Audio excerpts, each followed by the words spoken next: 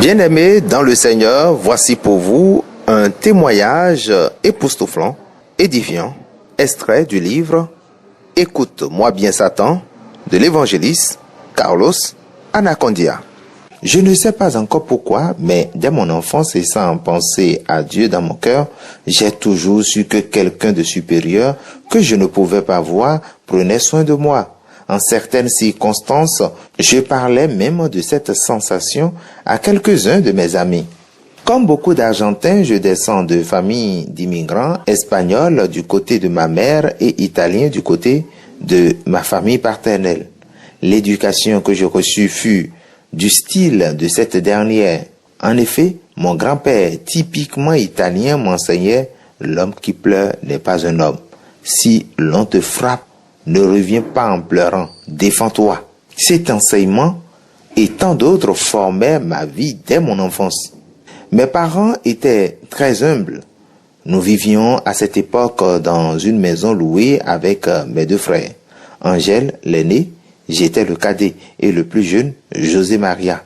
Mon père travaillait à la compagnie d'électricité et ma mère s'occupait de nous. Mais tout changea quand mon père tomba très gravement malade et que nous dûmes aller travailler. Je n'avais que 10 ans et tous les matins, je me levais de très bonne heure pour aller travailler dans une boucherie. Lorsque je sortais de là, après avoir tout nettoyé, je retournais à la maison et me rendais au collège pour étudier en cours du soir. Souvent, je disais à ma mère, en me levant le matin, j'ai très mal à l'estomac. Mais la vérité était que je ne voulais pas aller travailler. Ma mère me préparait un thé chaud et m'envoyait travailler. Ainsi, j'appris à m'acquitter de mes responsabilités et commencer à grandir.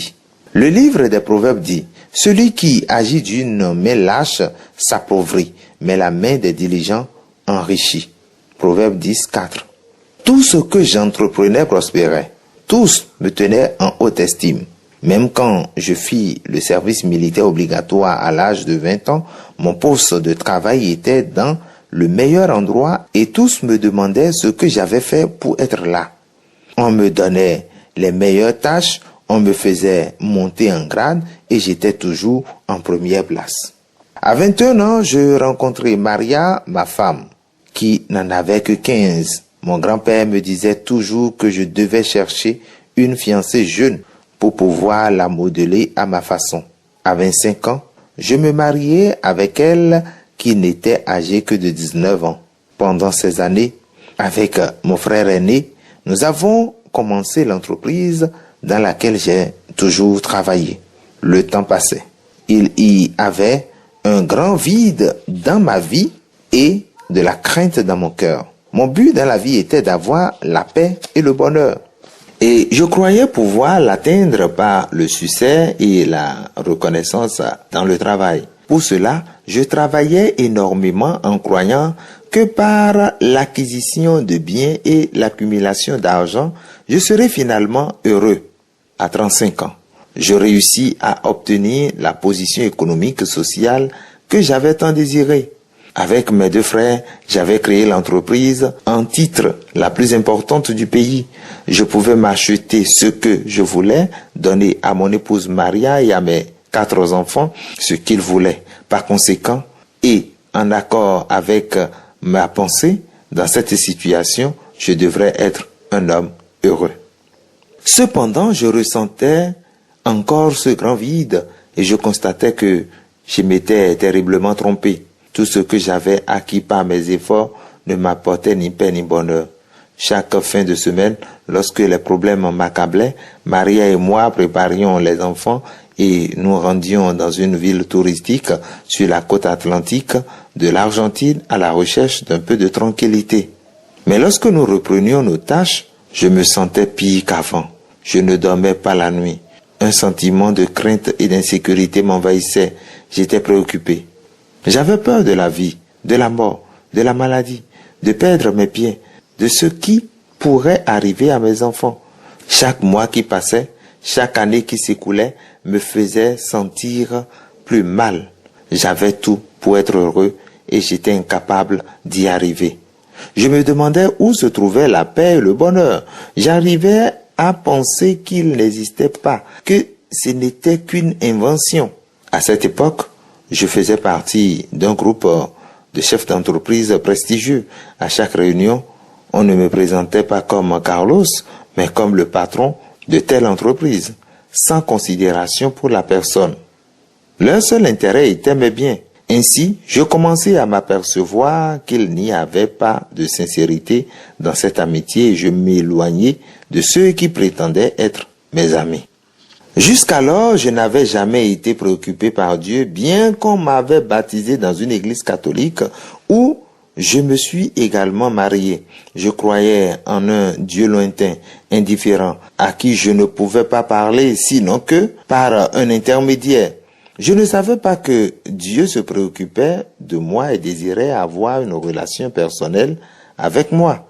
Je ne savais pas non plus qu'il pouvait devenir mon ami, que je pouvais le connaître et avoir une communion intime avec lui. Mais un jour, j'entendis l'évangile.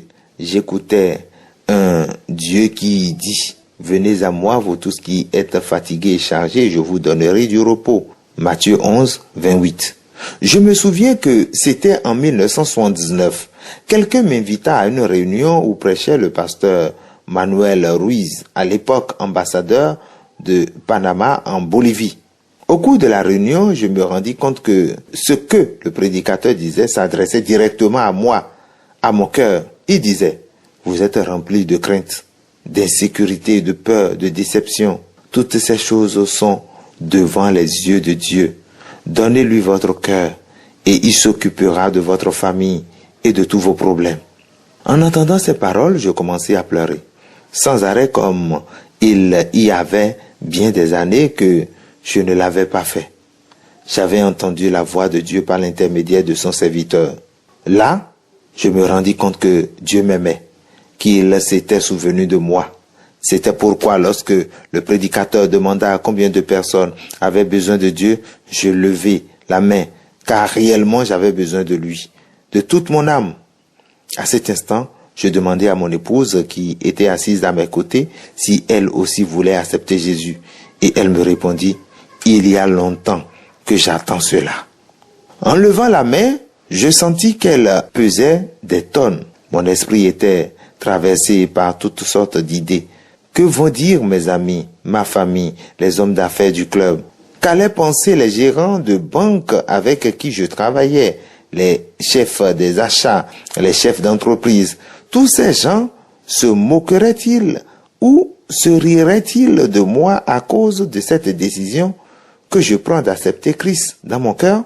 Mais devant moi, il y avait celui qui était plus grand que tous réunis. À 19h30, le soir du 19 mai 1979, Maria et moi acceptâmes Jésus dans notre cœur. Je n'oublierai jamais le moment où nous sortîmes de cette réunion. Déjà dans la rue, tout commençait à paraître différent. Je n'avais pas pu acheter la paix et le bonheur, ni avec l'argent, ni avec le succès. Mais Christ m'offrait tout, uniquement par amour. Rien dans ma vie n'avait produit un changement si extraordinaire que celui qui survint au moment où je levai les mains vers Dieu.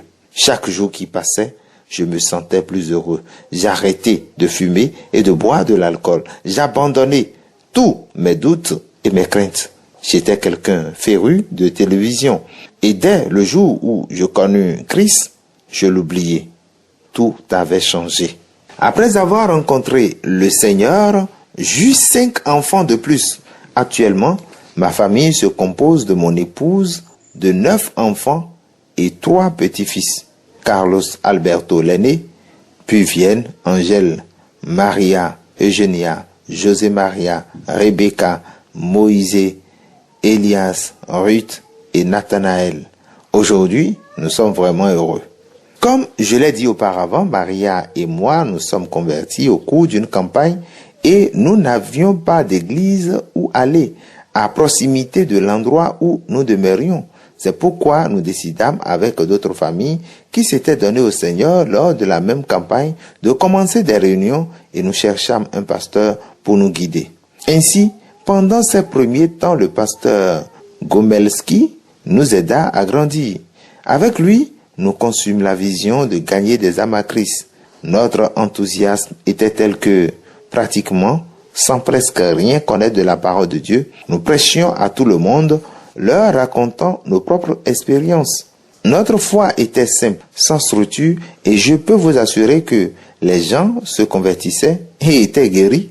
Notre message le plus important était l'évangile de notre Seigneur Jésus-Christ et de son amour. Nous prions pour les malades en croyant qu'ils seraient guéris, et ils étaient guéris. Nous prêchions le salut et nous ne doutions pas que les gens acceptent le Seigneur. Lorsque nous fondâmes notre église en 1979, nous étions tous jeunes convertis. Il y avait avec nous plusieurs employés de notre entreprise qui s'étaient décidés pour Christ. Le gérant des ventes, le responsable de l'un des départements et d'autres. Personne d'entre nous ne savait prêcher, mais le Seigneur envoya un pasteur dans cet endroit. Ainsi naquit l'église, composée au total de 4 ménages avec leurs enfants. Nous étions les ouvriers, les anciens et les diacres de l'église. Mais rapidement, Dieu la fit prospérer. La semaine de ma conversion, je reçus le baptême du Saint-Esprit avec le signe du parler en langue. Dieu me donna une vision. Je vis un stade rempli de gens et je prêchais dans une langue inconnue. Dès cet instant, je commençais à éprouver un grand fardeau pour ceux qui ne connaissaient pas Christ. Je parlais du Seigneur à ceux qui croisaient mon chemin. Quoique je n'eusse pas abandonné mon travail, le plus important pour moi n'était plus de gagner de l'argent, mais de servir le Seigneur.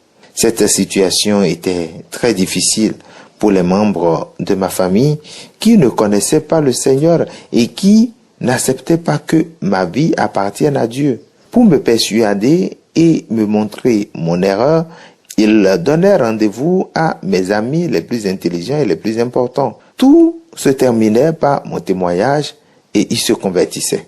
Lors de mes premiers pas avec le Seigneur, arriva quelque chose qui attira puissamment mon attention.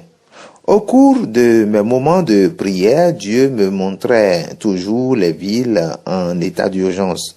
La nuit, lorsque je fermais les yeux, je voulais les secteurs marginaux, les enfants pieds nus, les maisons construites avec du carton et des tôles. D'abord, je n'arrivais pas à comprendre à quoi cela se rapportait. Je pensais que je devais abandonner ou donner mes biens, ma part dans l'entreprise et remettre tout aux démunis. Je ressentais une très forte pression de la part de Dieu et je passais des jours dans la prière et les pleurs sans paix. Lorsque je priais avec Maria à ce sujet, l'Esprit Saint la saisissait et me disait « Je suis avec toi ». Mais je n'avais pas de consolation. Un après-midi, je parlais à ma femme et lui dis « Laissons tout, allons à Chaco, prêcher dans la forêt. Viens-tu avec moi ?» Elle esquissa à ma demande en disant « Où tu iras, j'irai. » Cet après-midi-là, je sortis de chez moi, disposé à tout donner. La première chose que je fis fut de remettre ma nouvelle voiture à mon père qui en avait besoin. Puis, j'allais parler à mon pasteur, le frère Gomelski, qui, après avoir réfléchi quant à ce que je lui racontais, me donna ce conseil. Tu as durement travaillé pour acquérir ces biens. Tu ne les as pas volés. Emploie-les donc pour Dieu au moment où il te le demandera. Cet instant fut pour moi comme celui où Abraham leva son couteau avec détermination pour immoler son fils. Dieu, voyant que son serviteur ne doutait pas, mais qu'il exécutait avec fermeté ce qu'il lui avait demandé, le sacrifice même de son propre fils, Dieu en personne détourna sa main. Il vit que mon trésor n'était pas les choses matérielles, mais mon amour pour lui et pour les perdus. Aujourd'hui, avec le recul, je comprends qu'agir ainsi aurait été une erreur de ma part. En effet, pour beaucoup, y compris ma famille, cela aurait été un objet de scandale et non de bénédiction. Je te donne ce que tu m'as demandé. 2 ans et demi après ma rencontre avec le Seigneur, un certain jour, le pasteur me remit une invitation pour prêcher dans une très petite église de la ville de La Plata, province de Buenos Aires. Lorsque je tins cette invitation dans mes mains, je sentis en mon cœur quelque chose de spécial venant de Dieu et je l'acceptai. L'église était si simple que le sol était en terre battue, recouvert de vieux morceaux de tapis. La congrégation comptait environ 25 personnes. Ce soir-là, après avoir prêché, l'Esprit Saint descendit avec une grande puissance et tous ceux qui étaient là reçurent le baptême du Saint-Esprit. À la fin de la réunion, l'épouse du pasteur s'approcha de moi et dit, « Dieu m'avait parlé et m'avait dit que la personne qui prêcherait ce soir serait celle qui apporterait le réveil dans la ville de La Plata, que le signe serait l'effusion de son Esprit Saint et que tous recevraient la puissance de Dieu. » Malgré le peu de participants à cette réunion, il y avait là 2 frères d'une église de la ville de Berisso, localité proche de La Plata. Ils m'invitèrent à tenir une campagne dans leur église. C'est ainsi que je commençai à prêcher. Puis, en raison du grand nombre de campagnes qui s'organisaient, nous constituâmes un groupe de travail que nous appelâmes Message du Salut. Le 12 avril 1982, Dieu me dit d'une voix audible, « Lis Ézéchiel 32, la vision de la vallée des ossements secs. À partir d'aujourd'hui, je te donne ce que tu m'as demandé. » J'avais demandé au Seigneur l'Argentine pour Christ et qu'il produise des signes dans mon pays pour que des gens le connaissent. Je ne suis pas né dans un désert ni dans une forêt, mais dans un lieu peuplé de plusieurs millions d'habitants et, cependant, personne ne m'avait jamais parlé de Jésus. Je ne l'ai connu que lorsqu'une personne m'a parlé des signes de Dieu qui se manifestaient dans la campagne où je me suis converti. Ce sont ces signes qui m'encourageaient à m'approcher. Et là, j'ai rencontré le Seigneur. Alors je compris que si en Argentine il n'y avait pas de signes de Dieu, les gens ne croiraient pas en lui. Dans l'Évangile, les signes ne sont pas pour les croyants, mais pour les inconvertis. De plus, dans mon pays, les gens pensent qu'il est nécessaire de voir pour croire. En lisant ces versets, je compris que c'était le souffle du Saint-Esprit qui opérerait des miracles. Il me dit, prophétise, fils de l'homme, et dis à l'Esprit, ainsi parle le Seigneur, l'Éternel, Esprit, viens des 4 vents, souffle sur ces morts, et qu'ils revivent. Je prophétisais selon l'ordre qu'il m'avait donné, et l'Esprit entra en eux, et il reprit vie, et ils se tinrent sur leurs pieds. C'était une armée nombreuse, très nombreuse. Ézéchiel 4, 9 à 10. Le ministère Message du Salut commença à se faire connaître par les miracles de Dieu qui se réalisaient pendant ces campagnes. Les gens accouraient vers l'estrade pour accepter le Seigneur. Aujourd'hui, je puis affirmer que les expériences par lesquelles je suis passé par rapport à mon appel n'ont pas été simples pour moi. Certaines choses se produisaient dans ma vie que je n'arrivais pas à comprendre. Lorsque je reçus le baptême du Saint-Esprit, il arriva quelque chose de très fort. Les frères qui étaient près de moi ce soir-là virent quelque chose de spécial venant de Dieu sur moi. Au cours d'un culte, le pasteur me demanda de l'aider à prier pour les malades. Lorsque je commençais à prier, ils tombaient les uns après les autres. En réalité, les chutes ne représentaient rien d'extraordinaire pour moi. J'avais vu les gens tomber lors de la campagne de l'évangéliste panaméen. Mais je fus surpris en constatant que cela m'arrivait. Et pendant un temps, je n'osais plus prier pour personne jusqu'à ce que Dieu me dise directement qu'il voulait m'utiliser. À cette époque, j'allais acheter une voiture. Le propriétaire du véhicule m'accueillit aimablement à la porte de sa maison. Et tandis qu'il me le montrait, quelque chose arriva soudainement. À l'intérieur de la maison, sa femme et sa fille commencèrent à avoir des manifestations démoniaques. La femme commença à casser tous les objets de la maison. À ce moment, le mari entra et essaya de l'arrêter jusqu'à ce que, finalement, il y parvienne. L'événement qui s'est produit dans cette maison provenait d'un esprit malin qui tourmentait ses femmes. Ensuite, l'homme me raconta qu'il avait été croyant, mais qu'il s'était éloigné du Seigneur et qu'il avait commis beaucoup d'erreurs. Après cet épisode, je compris que rien ne dépendait de moi. Cette femme avait des manifestations diaboliques et je ne savais même pas qu'elle était à l'intérieur de cette maison. Ce qui était arrivé était indépendant de moi. Dieu m'utilisait et m'accordait quelque chose de particulier. Où je me trouverai, celui qui vit en moi se manifesterait et le diable n'aurait qu'à fuir. Je sus alors que je ne contrôlais pas la situation. Dieu le faisait et ainsi je me soumis totalement à lui.